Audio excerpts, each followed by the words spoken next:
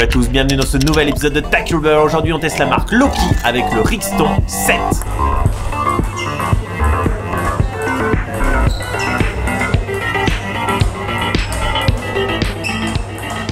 Il m'a été pas mal demandé, alors Tacky Rubber l'a fait. Voici enfin ce fameux Rixton 7 avec une éponge de 37 degrés.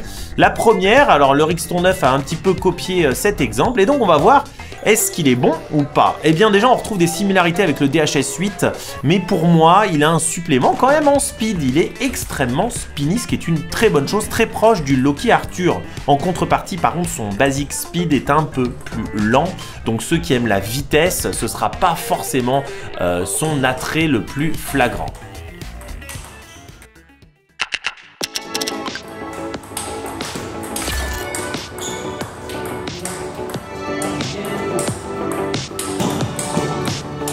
Son contrôle est tout simplement excellent. Justement, c'était une autre des similarités avec le DHS 8. Je le trouve même encore meilleur dû à sa tackiness qui est proche du Loki Arthur.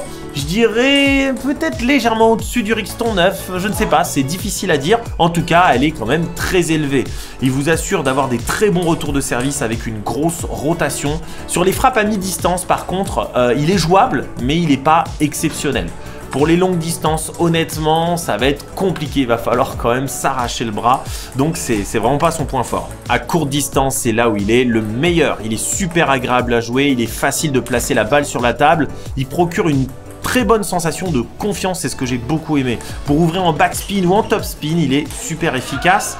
Par contre, dans les contre-attaques sur la troisième balle, là, ça va être dur. Il va falloir vraiment donner de sa personne pour aller finir le point. Pour moi, pour vous donner une idée un peu plus claire du Rixton 7, c'est très proche du Loki Arthur. En fait, il vient un peu remplacer l'ancien catalogue et je dois dire qu'au niveau de la rotation, on est à peu près au même niveau. Étudié principalement plus pour le revers, comme un DHS 8 ou DHS 8 80. Mais je dois dire qu'en coup droit, il est aussi tout à fait envisageable pour ceux qui veulent apprendre la technique. Alors, il a quand même quelques défauts, il n'est pas rapide. Donc si vous cherchez la rapidité, c'est clairement pas le revêtement qu'il vous faut. Hein, je le rappelle, c'est un point important avant de l'acheter. Alors où je le mets dans mon tableau, je le mets en seconde place. Et oui, il finit devant le Loki Arthur Rixton 9. Pourquoi? Il est meilleur? Non, c'est juste qu'il est plus polyvalent. Et donc la polyvalence, c'est ce qu'on recherche quand on achète un rubber. On a envie de le jouer des fois en coup droit, on a envie des fois de le tester en revers. Le Loki Arthur par exemple, certains ne vont pas pouvoir le jouer en revers. Le Rixton 9, pareil, rotation et polyvalence, voilà les mots qui définissent extrêmement bien le Rixton 7. Il va sans doute devenir un must-have dans la gamme Rixton. Beaucoup de joueurs vont sans doute l'utiliser dans les mois à venir parce que, eh bien, tout simplement, son rapport qualité-prix-performance est juste excellent. Donc, je ne peux que le recommander chez Tacky Rubber. On va finir sur un dernier plan vidéo des prochains Tacky Rubber, le Bold Dragon et le C55 sur un petit bois Double Fish ZLC. C'est pour bientôt. Merci à tous d'avoir regardé la vidéo jusqu'à la fin. On se retrouve bientôt pour un nouvel épisode de Tacky Rubber. Ciao les gars!